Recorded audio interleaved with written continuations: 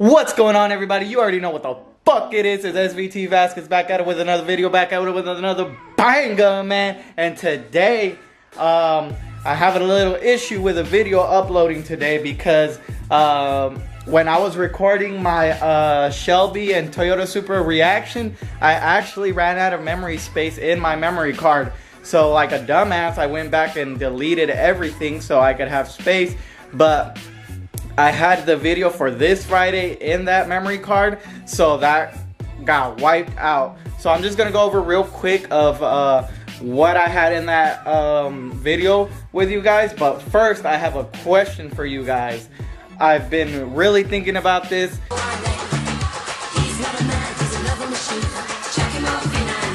and it's been killing me. I don't really know what to do about the power in the Cobra.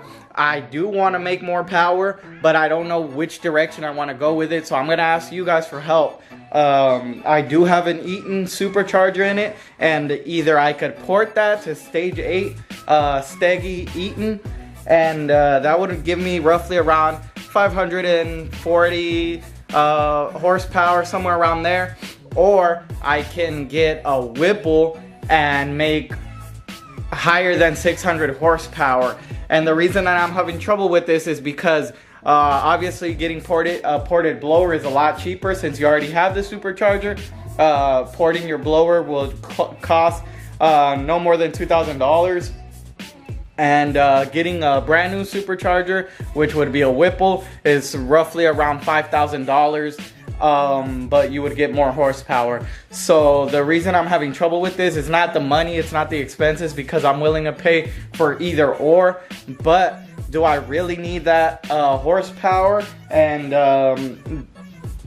with all the crazy car shows and laws that are going on in California, I live in a big city that's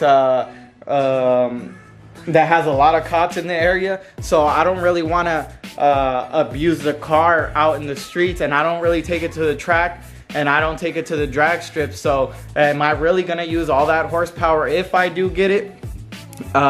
Probably not, but I mean, it's fun to have every once in a while when you have an open road, you know, you want to unleash those horses.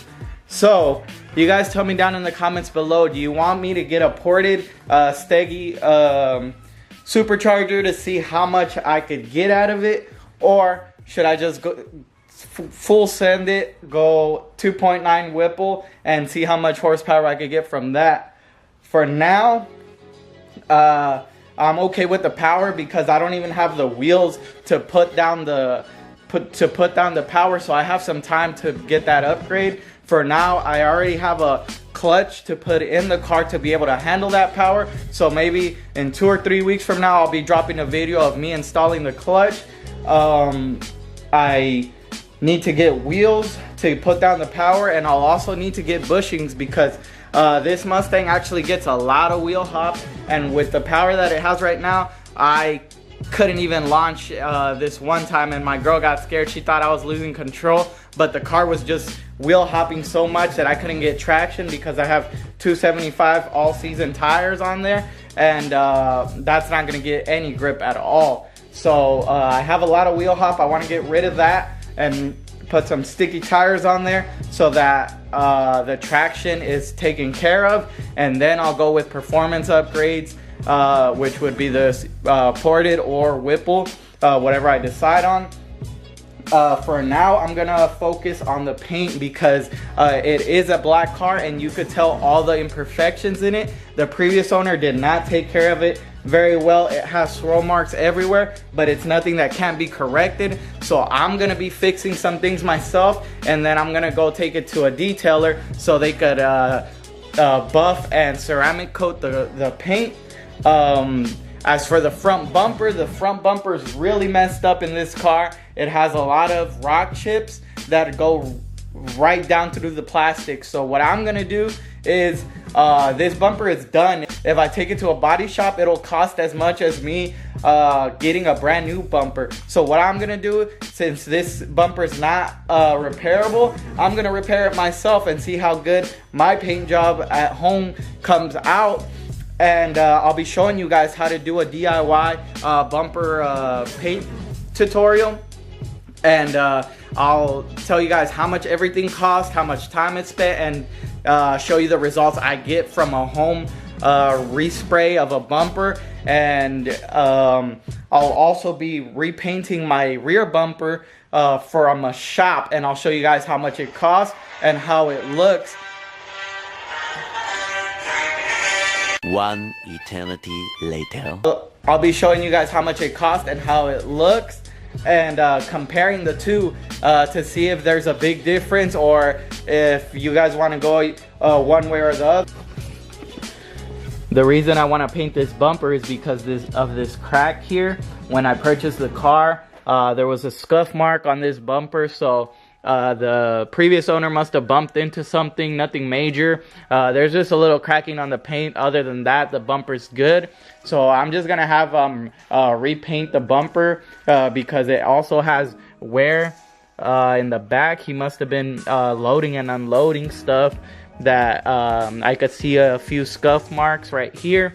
So I'm just gonna have it repainted and have it looking good, so when I get it detailed and protected, that it looks fresh.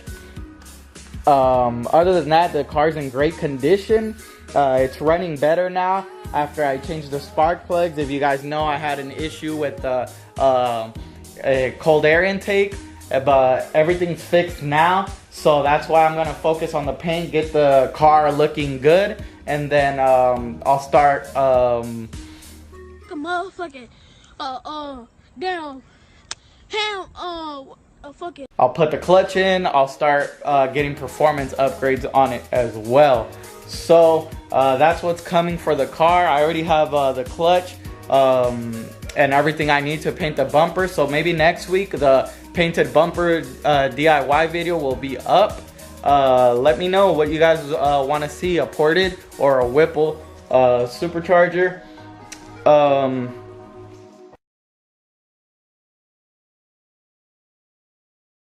So some of the things that I purchased were upgrades for my camera.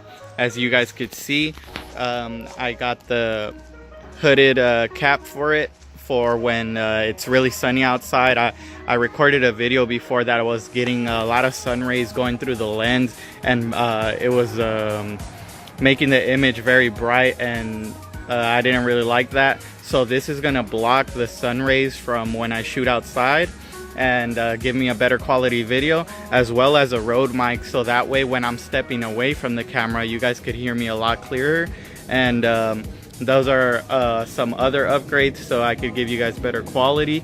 I also bought some interior lights for the garage, because before I had a really red lighting setup because I bought some cheap Harbor Freight lights, but I just recently purchased these LED garage lights, and I'm still missing one that goes on top of the Miata, but the Miata's not running right now. That's why I can't get to it. That's why it's a lot better lighting in here. Before I had really bad lighting, and now I could work in the car and record videos in here even if it's rainy or nighttime outside. So make sure to hit that subscribe button down below if you're new. Hit that like button, comment down below what you want to see me put on the car, and I'll see you guys on the next one. Peace.